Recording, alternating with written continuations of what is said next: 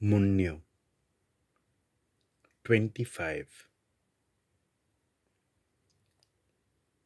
5 सोलोमनाच्या मुन्न्यांचो दुसरो जेलो.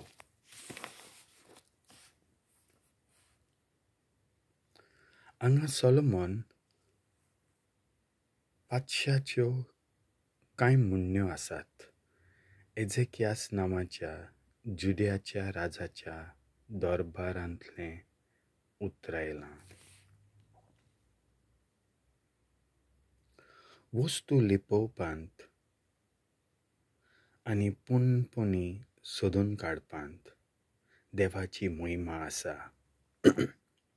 आनी राजाचो ओनोद जशे भाशेन सर्गाची उंचाय आनी संवसाराची खोलाय घेवप राजाच्या काळजावरी कोटीन.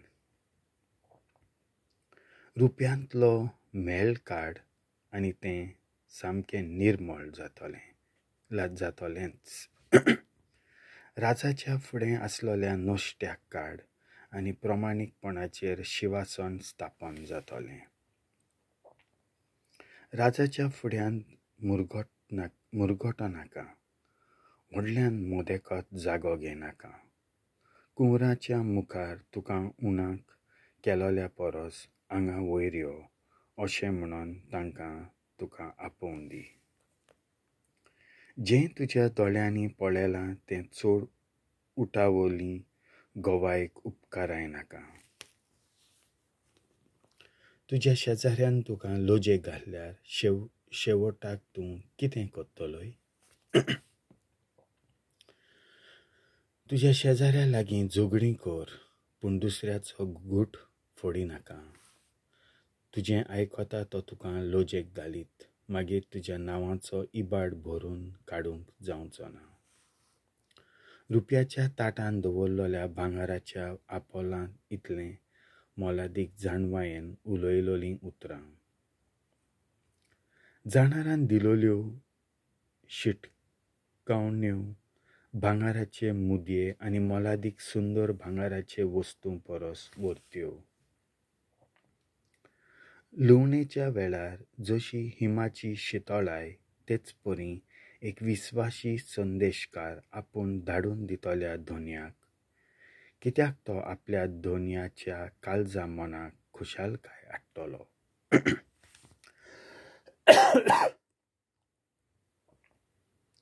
काळजान भासावणी कोत्ता पूण पालिना तसले मनीस पावस दिना तसल्या पावसाच्या कुपां भाशेन. सोंसणीकायेन एका नितीधाराक समजावं येता.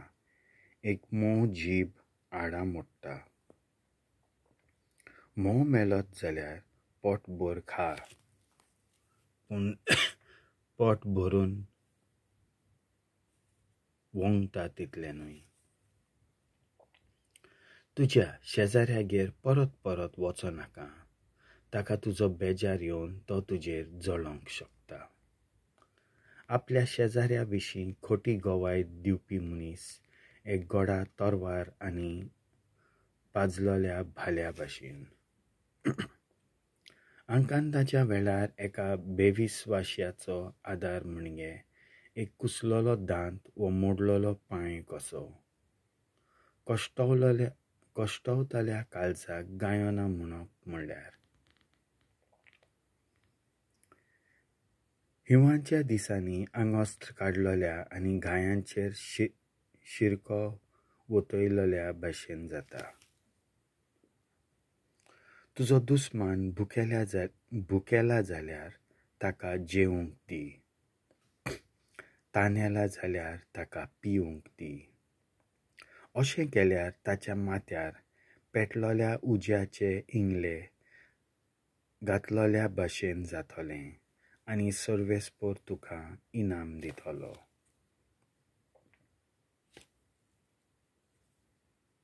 उत्तरेचे वारें पावस आनी पोत्तून दिवपी जीब काली नदर हाडटा.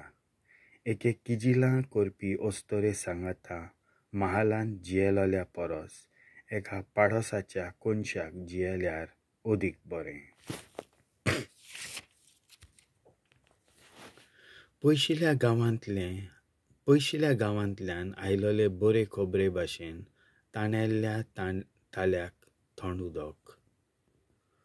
खोदोल जोरी व मेल्ले नदीच्या तोंडा भाशेन एक प्रमाणीक मनीस नश्ट्या मुखार आपली मान बागयता.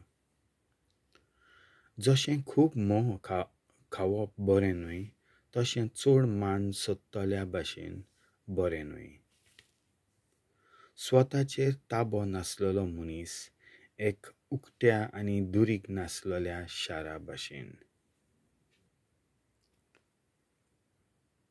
देवाचें उतर